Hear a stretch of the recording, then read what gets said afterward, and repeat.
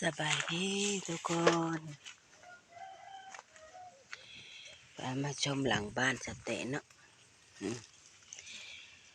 ต้นยอเด้อทุกคนเด้อนี่สเตปลูกออกแล้วออกมากเด้อหมักยอเพิ่งออกเด้อต้นใบใหญ่ดอกทุกคนนี่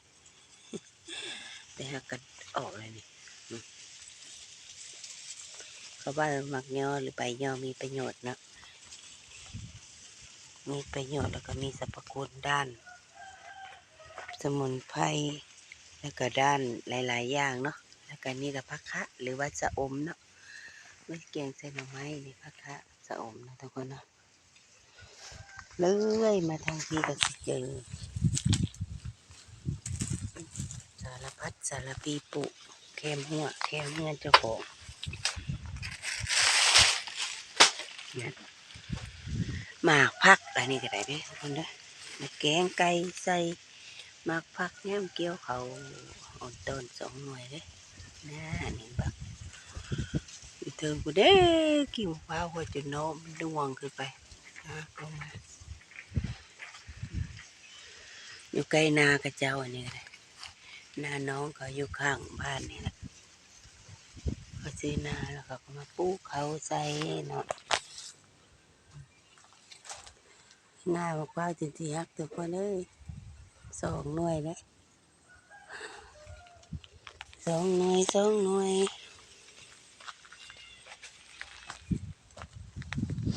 นี่ก็ได้นี่ก็มีมักกะเดียเคยกินบลูกเดือยทุกคนดูว่าเคยกินลูกเดือยบ่นี่ลูกเดือยอันนี้คือแก่แล้วเด้อซุกเลยเด้อเหลืองๆนี่เด้อเหลืองซุกเลยเด้อแต่ว่าจะเก็บต้มอยู่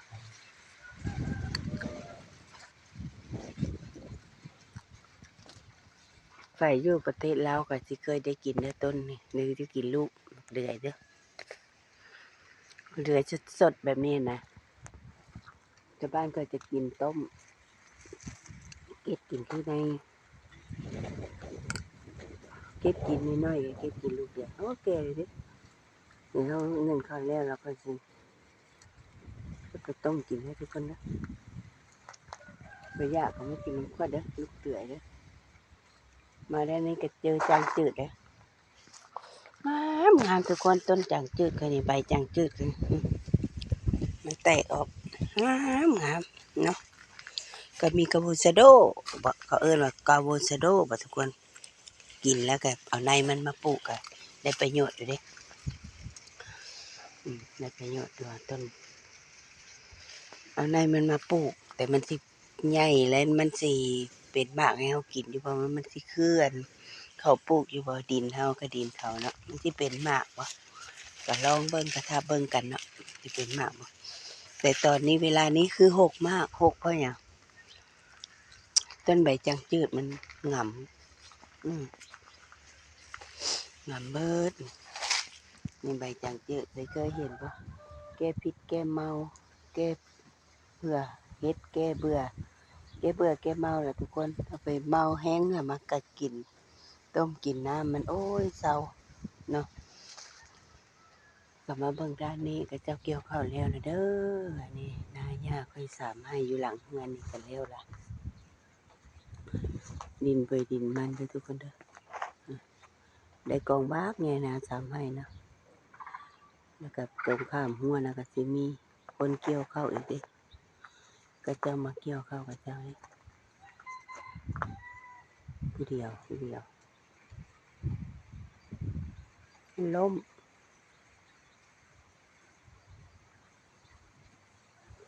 ยกเกี่ยวผู้เดียวแล้ว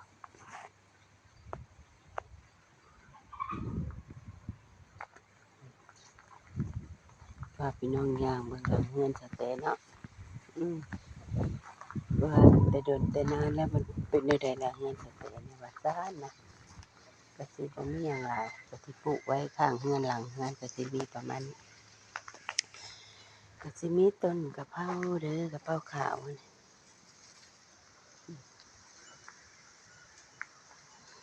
ต้นกะเพราขาวปลูกไว้กินไว้พัดกินดีกว่าซื้อ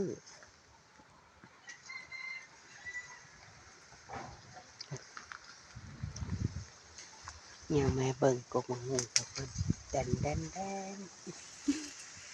1 2 3หน่วย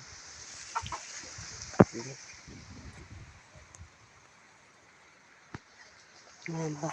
ตามธรรมชาติบ้านเฮาหัวบ้านเฮาหรือว่าตามหัวเฮือนเฮาหั่นน่ะปลูกไว้กินก็สิมาเบิ่งลูกใบนี่ไหมม่อนบ่บ่กำลังออกมาว้ายออกมากหลายแท้แต่ส้มขนาดใดทุกคนสิเด็ดมากินแล้วมั้งลูกค่อยมักขนาดใดน้องแพทออกลูกหลายเบิดหลายคักสิกินลองเบิ่งเด้อสิกินลองเบิ่งยังบ่สุกปานใด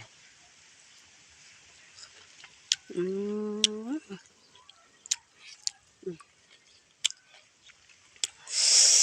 ส้มคักไปติดใจก็มากินอีกเนี่ยบ่เหลือน้องบอสน้องแพทแล้วอ้าวมันเป็นมาเด็ดเอายอดมันนั่นน่ะมีแต่คนมาเด็ดยอดมันน่ะเด็ดไปเฮ็ดหยังก็จะเด็ดไปเฮ็ดหยังคนยอดมัน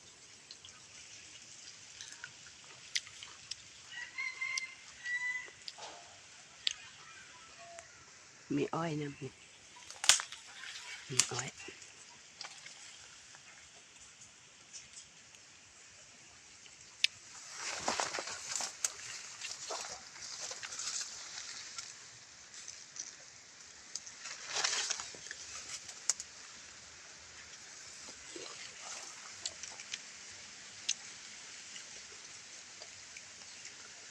อืมลูกอันนี้พอมันสุกจนดำแล้วมันสิหวานทุกคนน่ะตอนนี้มันยังส้มมันเป็นตาแซ่บแต่ละส้มแบบแซ่บแต่มันบ่สุกให้ค่อยกินเนี่ยนะป้าดทุกคนเคยหาสิเห็นมะม่วงให้ตาย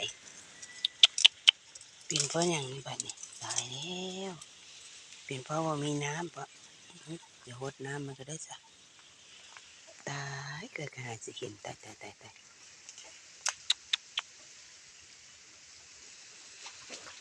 ไม่ค่อยได้อยู่เงินถือจานทุกคนเลยมีแต่ไปก็ไปอย่างละติได้เกี่ยวข้าวเกี่ยวน้ำแล้วนะเอาล่ะจำนี้ล่ะเด้อก่อนสิหดต้นไม้กัน